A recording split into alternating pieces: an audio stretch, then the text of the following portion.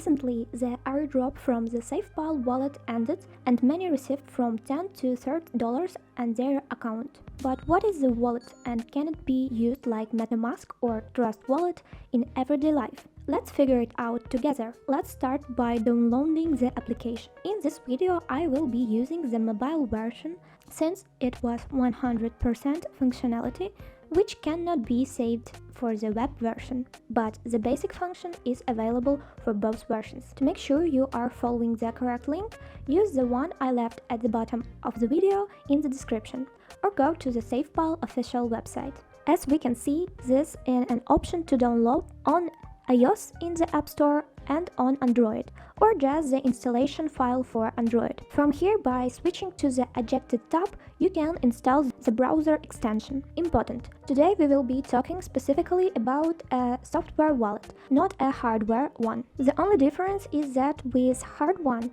you connect it to your computer, and with all the other you confirm interaction with the blockchain through it. Nevertheless, they all follow the same basic concept, providing a platform for storing crypto, access to which is carried out using private and public crypto keys. To receive funds, you need to provide the sender with your public key, while to access your balance, send funds, and complete transaction, you will need to enter your private key. Additionally, when working with a non-custodial wallet, you must manually execute transaction on the blockchain of the cryptocurrency you are dealing with. Such transactions are usually performed and recorded on the blockchain in real time. However, some non-custodial hardware wallets allow you to sync transactions in offline model and then upload them to confirmation on the blockchain. While we were discussing wallet types, the SafePal app has already been installed on your phone. Open it and click Get Started. Then you need to come up with a password. You should understand that is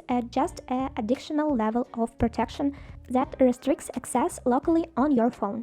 The most important item is the secret phrase that we will get to now. Confirm the password, check the box indicating that we have read and accept the terms of use, and click Next. Then we incorporated another level or protection, a pattern or graphic case. Come up with your own, create and confirm it, and click Start working in the safe.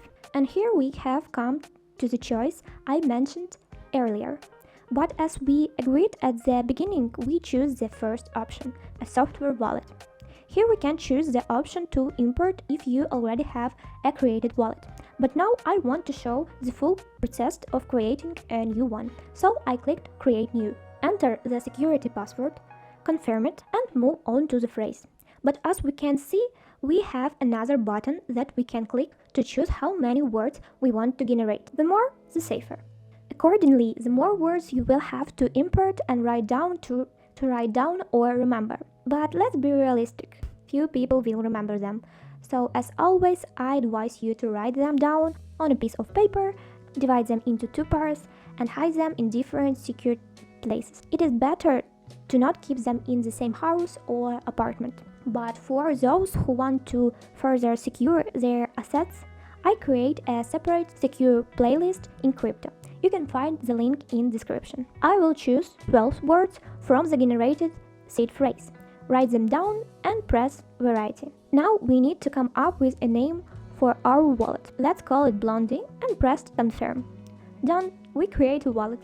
At the top we can see the name of our wallet, clicking on which takes us to the wallet management menu. Here we can add several more wallets. This can be both hardware and software wallets. Below we see a list of our assets, the total balance and individual balance of each cryptocurrency. And at the bottom a token or coin management menu. Here we can hide or add a new token. The most basic and logical next steps that we will definitely need is to find the wallet. Here's how to do it. Click on the desired asset, for example Bitcoin, then Receive.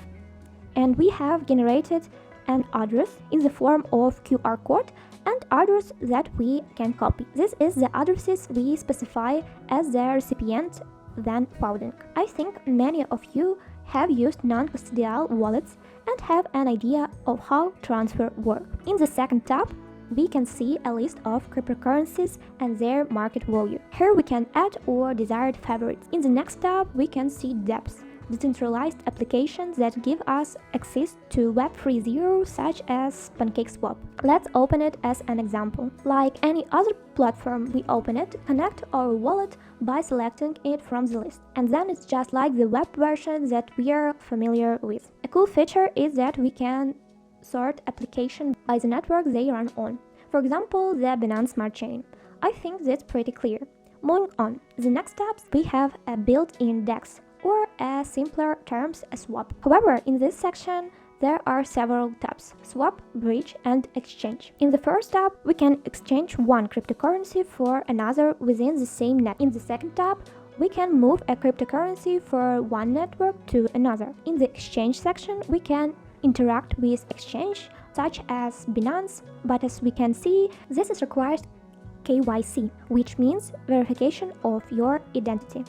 In the last tab is Earn, where we can see different pools for farming. This needs to be analyzed separately, and I won't recommend it everything here. The main thing is that you understand that is opportunity exists. Let's go back to the wallet tab and go to the setting. This is the gear icon on the top left.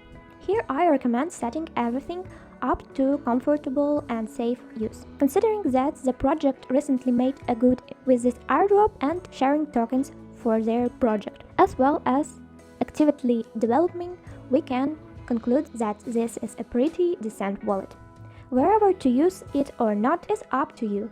I recommend testing it in your everyday life to make your own decision. And to make it easier, I have a review of all the most popular and widely used wallets on my channel, so you can choose the one that suits you best. I'll be waiting for feedback in the comments or which wallet you use and what you would recommend to beginners. See you soon, you're truly Blondie.